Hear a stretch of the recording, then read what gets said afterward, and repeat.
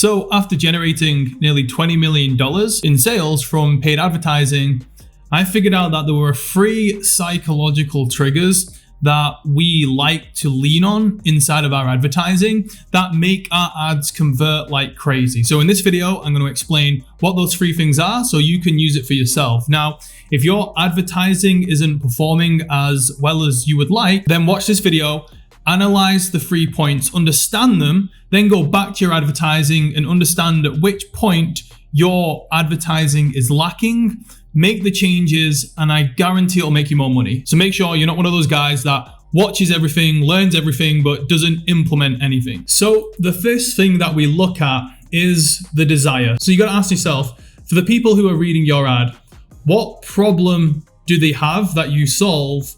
And what do they gain? Because in reality, there's only 2 reasons why people buy a product or even take an action. It's because it either solves a problem or produces pleasure. But the important thing to do in your advertising is to explain it in a really crystal clear way. The prospect has to read your ad, and within a matter of seconds, they have to instantly understand what you fix and how you fix it. If the copy and the messaging in your ad isn't this clear, then it is going to create confusion. The prospect isn't going to know if the product is actually for them or not. Is it for a different type of person? Is it going to solve a different type of problem that they have? And that confusion just means that they aren't going to buy from you, which is obviously not the thing that we want. And I know some of you will be watching this being like, oh, Sam, that's not original. You're just talking about benefits and pain points. But yes, it's unoriginal for a reason. A lot of people talk about this because it's really fucking important. So before you do anything else, you got to make sure that this is super clear. Now, don't make your entire ad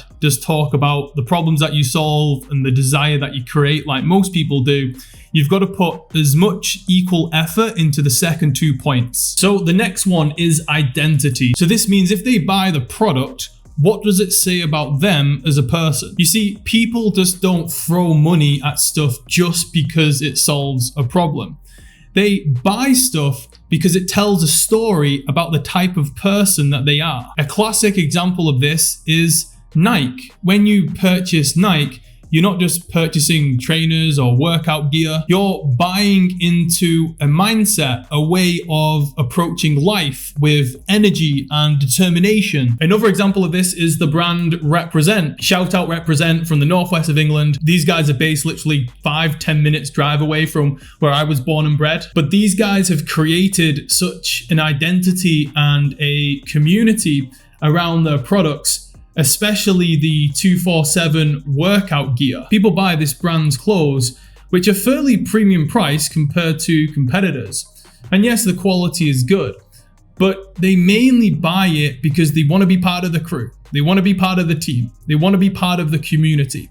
They want to wear the Team 247 logo with pride because other people will look at them and think, oh, they're cool. So what you want to do is link your product to the future version of your prospect. And more importantly, the future version of your prospect that they want to be. So you can solve a problem or you can produce pleasure. I've said produce pleasure twice now, and it sounds a little bit dirty to me, but we're just gonna carry on. But your competitors can do this also. So a great way to separate yourself from the competition so your product doesn't just become a commodity is to create that identity around your product, because that is extremely hard for a competitor to replicate because it's intangible almost. It's a feeling, it's a brand.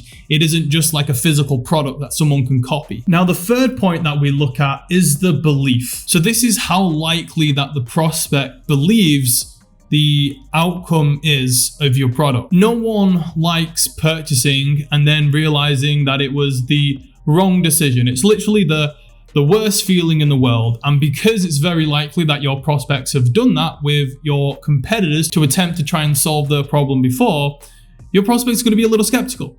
So we need to create our marketing and messaging in a way that makes them believe that the outcome that they desire is extremely, extremely likely. We want them to have that warm, confident, good feeling inside when they're pressing buy on your website. So how do we do it? Well, you need to get very descriptive.